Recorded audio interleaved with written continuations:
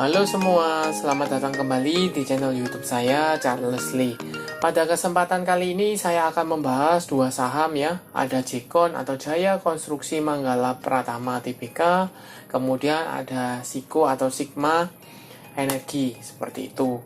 Buat teman-teman yang baru pertama kali mampir ke channel YouTube saya ucapkan selamat datang, selamat menonton. Semoga informasi yang kami sampaikan melalui video-video yang kami buat bisa bermanfaat buat kawan-kawan semua untuk membantu pengambilan keputusan. Buat kawan-kawan yang sudah like, share, dan subscribe channel YouTube saya ucapkan terima kasih banyak atas support dan dukungannya sehingga channel ini bisa berkembang sampai sejauh ini. Oke, tanpa berpanjang lebar, kita langsung masuk ke pembahasan untuk saham yang pertama. Ada Jaya Konstruksi Manggala Pratama Tbk atau Jekon. Seperti yang teman-teman ketahui, Jekon hari ini tanggal 30 Agustus 2022 mengalami kenaikan ya. 2 digit yaitu 20% ke level Rp138 atau naik 23 poin seperti itu.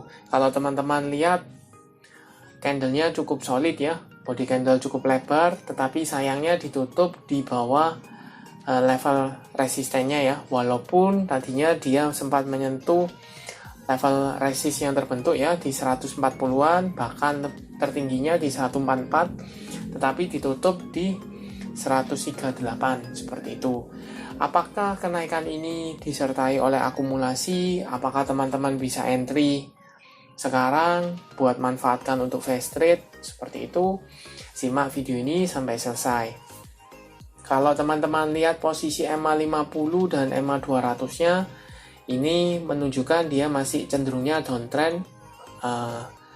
Secara mayornya downtrend, kemudian kalau secara minor ini mulai ada tanda-tanda dia sideways dan mulai bergerak uptrend kembali seperti di sini. Ini EMA 200-nya ada di 110, sedangkan EMA 50-nya ada di 101 ya, atau level 100. Kemudian dia sudah berhasil break dari EMA 200, di retest, kemudian dia melanjutkan kenaikan dan sekarang mencoba meretest ke resisten 140 ya. Kenapa ada resisten 140? Sempat beberapa kali dia ya di level 140 menyentuh, kemudian dia ditutup di bawah lagi, gagal break seperti itu. Nah, apakah Jekon ini mampu untuk break dari level resistennya di 140? Kita coba nanti cek broker summary-nya ya. Kemudian kalau teman-teman lihat volumenya cukup tinggi ya. Kemudian garis MACD masih cenderungnya sideways, mulai mengarah ke atas kembali. Kita coba cek broker summary-nya dari Jekon ya. Jekon 2 hari terakhir ya, tanggal 29 sampai dengan tanggal 30. Kita coba cek di sini. Di sini jelas ada akumulasi ya oleh AK, GR, YP, KK, JP seperti itu. Harga rata-ratanya kalau teman-teman cek di sini paling tinggi 135 ya. Sedangkan paling murah di 123, kita asumsikan di 130 saja. Ini sudah floating profit ya, 130 di sekitaran sini sudah floating profit seperti itu. Nah, apakah teman-teman bisa entry sekarang?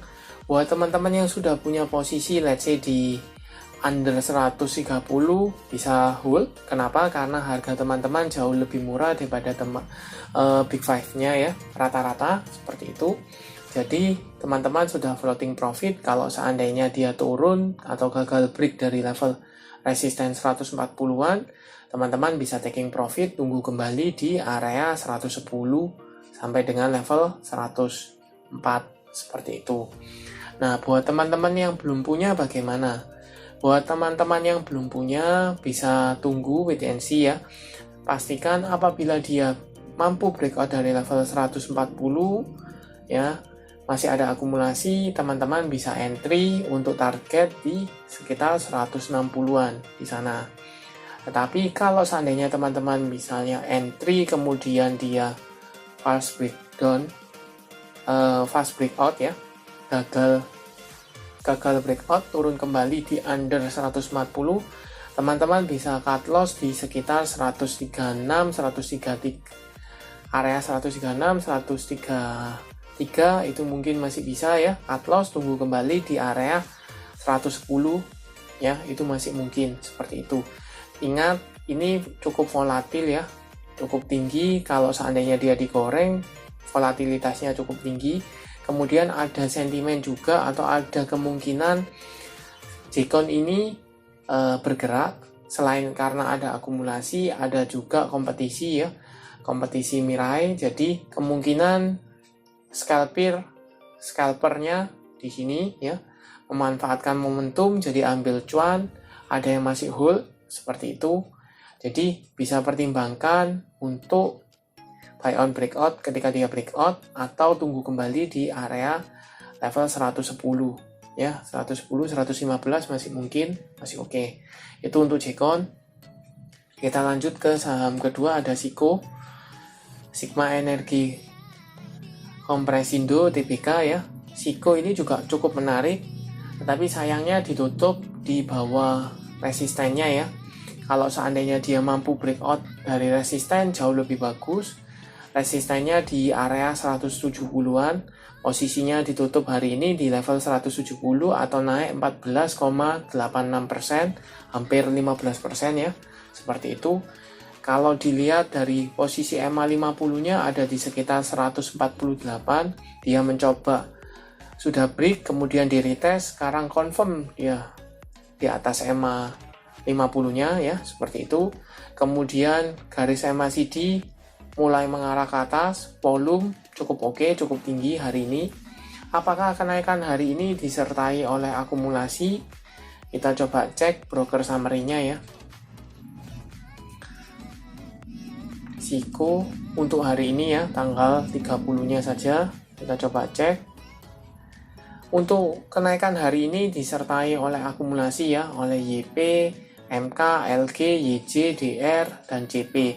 Harga rata-rata kalau teman-teman cek paling tinggi di 164, sedangkan paling murahnya di 154 ya. Ya, 154, 153. Kalau kita asumsikan di sekitar 155, 160 saja sudah floating profit. Seperti itu. Apa yang bisa dilakukan buat teman-teman yang sudah punya atau sudah ikut ya scalping di SIKO, tadi sempat volatilnya cukup tinggi juga, jadi teman-teman bisa entry untuk fast trade, itu masih mungkin. Nah, buat teman-teman yang belum punya bagaimana? Kalau menurut saya lebih baik tunggu. Kalau dia misalnya mampu melanjutkan kenaikan atau breakout dari level 170, teman-teman bisa spekulasi buy di area sana untuk target di level area 190 sampai dengan level 200-nya. Ya, di sana. Tetapi perlu teman-teman cermati, teman-teman lihat ini shadow atasnya cukup banyak ya. Jadi mayoritas shadow atasnya cukup tinggi, jadi teman-teman bisa manfaatkan saja ketika dia sudah tidak kuat mencapai resistennya atau terasa berat, teman-teman bisa buang sebagian seperti itu.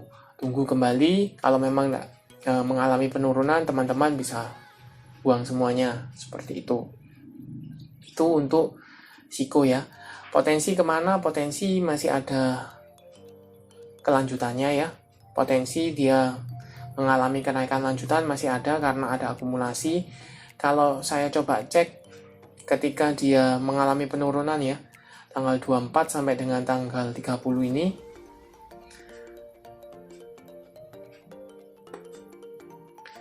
masih akumulasi ya, masih akumulasi oleh LG, MK, CC, BQ, CD seperti itu. Harga rata-ratanya pun di 150, 160 ya. Paling tinggi 160. Berarti 155, 150-an sudah floating profit. Areanya sudah floating sekitar 5-7%-an. Jadi bisa pertimbangkan saja. Kalau seandainya masih berlanjut, teman-teman bisa spekulasi buy untuk target di 190 sampai dengan level 200. Tapi kalau seandainya dia gagal, teman-teman sudah entry, sebaiknya bisa pertimbangkan cut loss, tunggu kembali di area 150 ya 150, 148 itu masih mungkin. Nah, teman-teman, saya ingatkan kembali, bukan saya sok pinter atau gimana ya, tapi saya ingatkan kembali karena ini ada kompetisi ya, baru dimulai tanggal 29 Agustus 2022, kebanyakan atau mungkin beberapa saham yang volatilitasnya cukup tinggi, mau ada momentum, teman-teman bisa entry untuk fast trade ya. Jadi buat teman-teman scalper atau day trader bisa manfaatkan karena ada kompetisi, jadi beberapa saham pasti akan bergejolak ya, cukup volatil, cukup ramai seharusnya. Jadi teman-teman bisa pertimbangkan untuk copeti atau scalper, seperti itu bisa menghasilkan cuan. Contoh Biko ya, Biko, kemudian Siko ini tadi, kemudian ada Jekon, ada banyak. Hari ini juga cukup tinggi seperti itu. Kemudian untuk saham-saham seperti BCaps ya, BBCA, BNI, BMRI itu masih diakumulasi asingnya masih masuk. Contoh yang BBCA, dia sudah breakout dari resisten 8.000-nya, sekarang mencoba retest ke 8.250 tetapi ditutup di bawah ya, seperti itu. Jadi prospeknya masih bagus. Kemudian IHSG-nya masih mencoba retest dari resistennya, seperti itu. Dan untuk perkembangan IHSG hari ini ya, seharusnya dia ditutup di atas, tetapi di akhir sesi itu ada tarikan turun. Jadi mencerminkan apa? Mencerminkan beberapa trader yang sudah punya barang memanfaatkan momentum untuk taking profit, amankan cash untuk trading besok, seperti itu. Jadi ada potensi untuk melanjutkan kenaikan, tetapi teman-teman perlu jimat apakah bursa Amerika atau sentimen regionalnya koreksi ya. Kalau koreksi cukup dalam melanjutkan koreksi sebelumnya, maka ada potensi penguatan IHSG besok akan terbatas, seperti itu. Oke, sekian video kali ini. Terima kasih sudah menonton sampai akhir. Jangan lupa like, share, dan subscribe channel YouTube saya. Dan nantikan video analisa saham berikutnya. Terima kasih sudah menonton.